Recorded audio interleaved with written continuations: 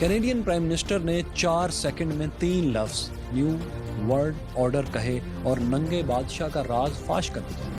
For the new world order.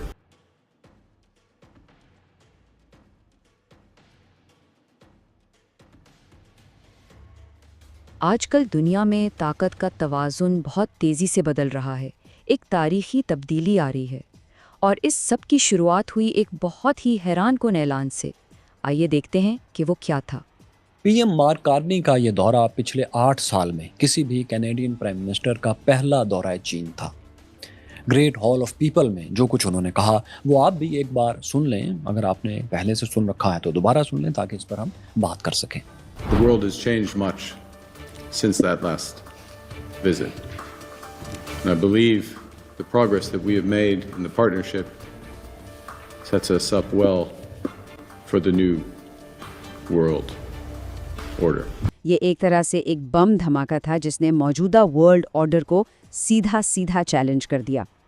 तो सवाल ये उठता है कि क्या हम वाकई ये देख रहे हैं कि अमेरिका के सबसे करीबी इत्तेहादी, उसके अपने दोस्त, जानबूझकर उसकी बालादस्ती से यानी उसकी हेजेमनी से दूर जा रहे हैं? क्या ये एक बहुत बड़ी शिफ्ट है? ज़रा सोचिए, 8 साल में पहली बार कोई कैनेडियन प्राइम मिनिस्टर चीन गया था। ये दौरा अपने आप में अमेरिका के लिए एक बहुत बड़ा डिप्लोमेटिक सेटबैक था, एक बहुत बड़ा धचका था। देखें, ये कदम सीधा अमेरिका के मॉनरो डॉक्ट्रिन की नफ़ी करता है।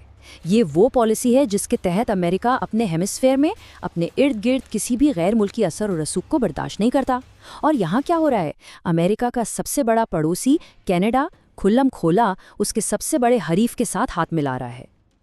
और ये सिर्फ कोई ज़ुबानी कलामी बात नहीं थी। इस दौरे में बाकायदा ठोस इक़्तिसादी मुआहिदे भी हुए हैं। एक तरफ अमेरिका चीन पर टैरिफ लगा रहा है और दूसरी तरफ कनाडा और चीन मिलकर अहम चीज़ों और टेक्नोलॉजी पर से टैरिफ हटा रहे हैं। बिल्कुल उल्टा खेल हो रहा है। अच्छा, ये तो हुई कनाडा की बात। अब ज़रा यूरोप का रुख करते हैं, क्योंकि वहाँ भी अमेरिकी बालादस्ती के खिलाफ कुछ ऐसी ही बगावत की लहर उठ रही है। तो हुआ ये कि डावोस में कनाडा के प्राइम मिनिस्टर ने यूरोपियन लीडर्स को एक झंझोड़ने वाली मिसाल दी, और ये मिसाल थी चेक राइटर वास्लाव हावेल की। वास्लाव हावेल का पॉइंट बहुत सादा लेकिन गहरा था।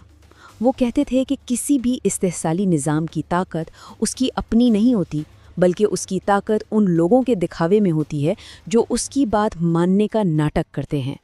जिस दिन लोग ये नाटक करना बंद कर दें, वो पूरा सिस्टम ताश के पत्तों की तरह बिखर जाता है।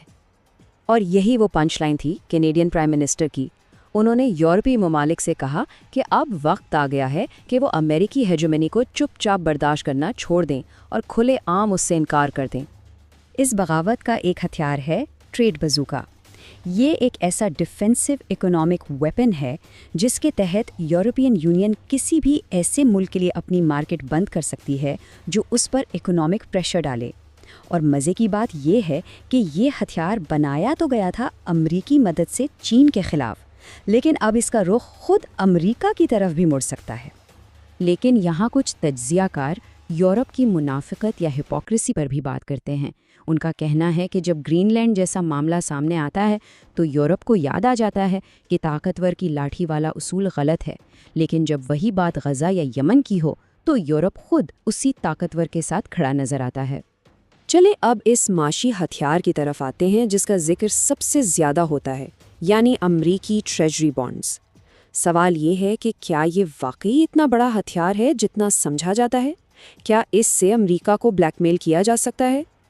अगर इस चार्ट पर नज़र डालें तो चीन, जापान और यूरोप के पास खरबों यानी ट्रिलियंस ऑफ डॉलर्स के अमरीकी बॉन्ड्स हैं।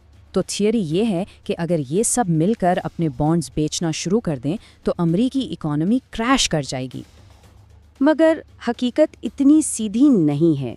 असल में ये एक दो-धारी तलवार है। अगर कोई मुल्क अपने सारे बॉन्ड्स एक साथ मार्केट में फेंक दे तो सबसे पहला और सबसे बड़ा नुकसान खुद उसी को होगा। ये तो ऐसा ही है जैसे कोई जिस शाख पर बैठा हो उसी को काट दे। तो फिर असल हिकमत अमली क्या है?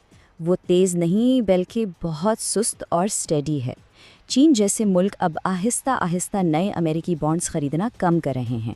वो अपने डॉलर के रिज़र्व्स को सोने जैसी चीज़ों से बदल रहे हैं। مقصد یہ ہے کہ لانگ ٹرم میں ڈالر پر انحصار ختم کیا جائے اور امریکہ کے معاشی بلیک میل سے بچا جائے۔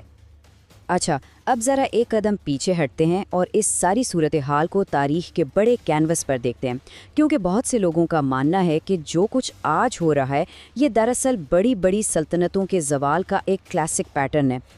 اگر ہم امریکہ کی تاریخ دیکھیں تو یہ سیکیورٹی کے نام پر مسلسل توسیع کی کہانی ہے۔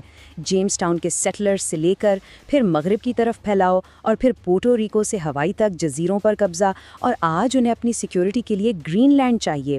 یہ سیکیورٹی کی بھوک کبھی ختم نہیں ہوتی۔ تو اصل نقطہ یہ ہے کہ سلطنتوں کی سیکیورٹی کی تلاش تب تک ختم نہیں ہوتی جب تک کہ سلطنت خود ختم نہ ہو جائے۔ یہ ایک ایسی پیاس ہے جو کبھی نہیں بجھتی، اور آخرکار یہی اوور ریچ، یہی حد سے بڑھنا ان کے اپنے زوال کا سبب بنتا ہے۔ اور تاریخ ہمیں یہی سائیکل بار بار دکھاتی ہے۔ ایک امپائر اپنی حدود سے آگے نکلتی ہے، اس کے اتحادی اس سے دور ہونے لگتے ہیں، نئی الائنسز بنتی ہیں، اور پھر آخرکار اس امپائر کا سائز کم ہو جاتا ہے، اور اس کے بعد جو عالمی ہلچل ہوتی ہے اسی کی راکھ سے پھر نئی طاقتیں ابھرتی ہیں اور ایک نیا ورلڈ آرڈر بناتی ہیں۔ تو آخری اور سب سے بڑا سوال یہی ہے کہ اگر تاریخ خود کو دہرا رہی ہے تو اگلا کون ہے؟ اس نئی عالمی بساط پر کون سی طاقتیں ابھریں گی؟ اور کیا آنے والا نیا ورلڈ آرڈر واقعی بہتر ہوگا، یا ہم صرف ایک آقا کی جگہ دوسرے کو لانے کی تیاری کر رہی ہیں؟